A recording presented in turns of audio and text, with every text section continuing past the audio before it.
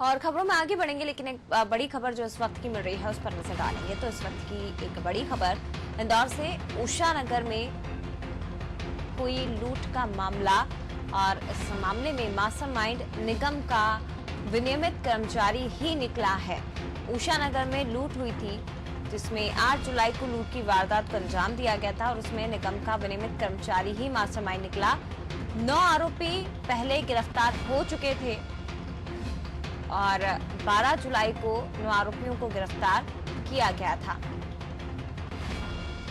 तो निगम कर्मचारी ने लूट की पूरी योजना बनाई थी जिसमें 9 आरोपियों को गिरफ्तार कर लिया गया था। उषा नगर में लूट हुई इस मामले में निगम का विनियमित कर्मचारी ही मास्टरमाइंड निकला है।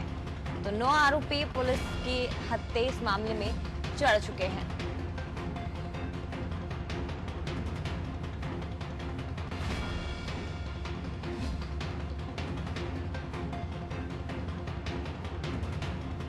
इंदौर से इस वक्त की बड़ी खबर आपको बता रहे हैं। 12 जुलाई को 9 आरोपियों को गिरफ्तार किया था पुलिस ने।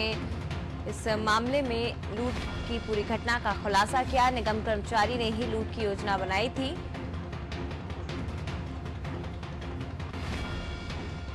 और मास्टरमाइंड निकला है निगम का विनियमित कर्मचारी।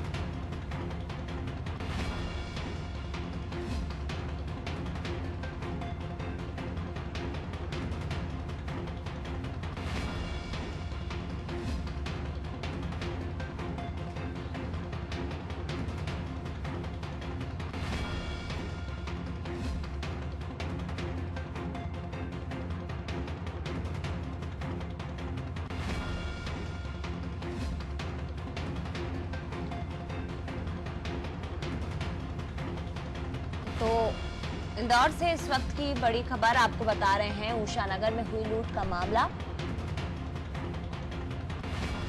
और इस मामले में पुलिस ने 9 आरोपियों को गिरफ्तार किया था और अब खुलासा हुआ है कि निगम का विनियमित कर्मचारी ही मास्टरमाइंड पाया गया है। तो उसी ने पूरी लूट की योजना बनाई थी। मास्टरमाइंड निकला है निगम का विनियमित कर्मचारी।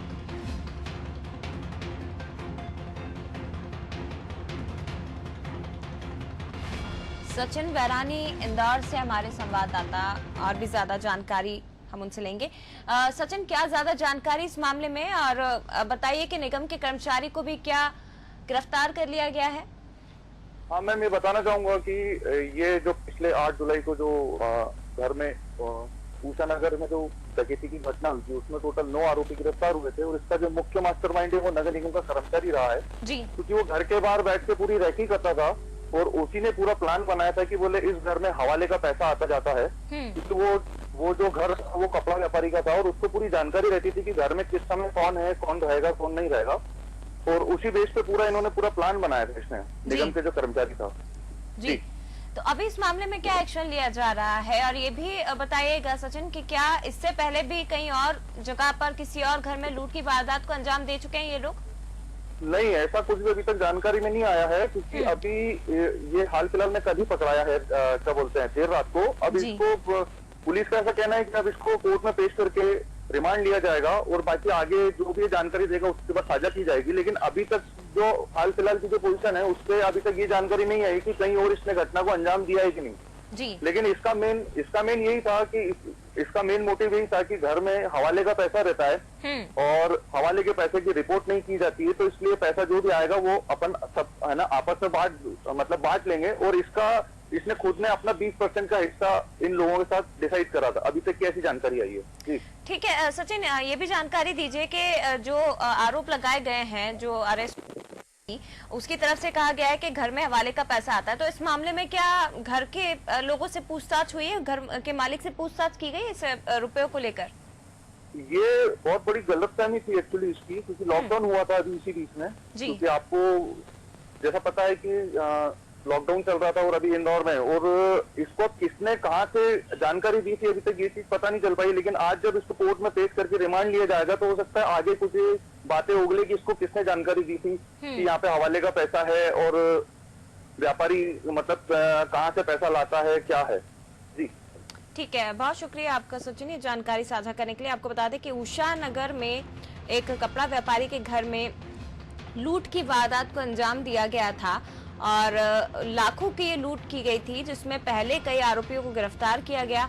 और इस मामले में जिस घर में ये लोग रहते थे वहां का जो गार्ड था, वृद्ध गार्ड, वो भी इस मामले में निशाने पर आया था। हालांकि जब उसने पूरे मामले का खुलासा किया तो शायद पुलिस ने उसे छोड़ दिया और 9 आरोपी इस मामले में गिरफ्तार किए गए हैं। बाकी इस मामले में खुलासा हुआ है और निगम का विनियमित कर्मचारी इस पूरे मामले में मास्टरमाइंड निकला है। पूरी लूट की योजना उसके द्वारा बनाई गई और आज पुलिस इस पूरे मामले में उन्हें कोर्ट में पेश करेगी।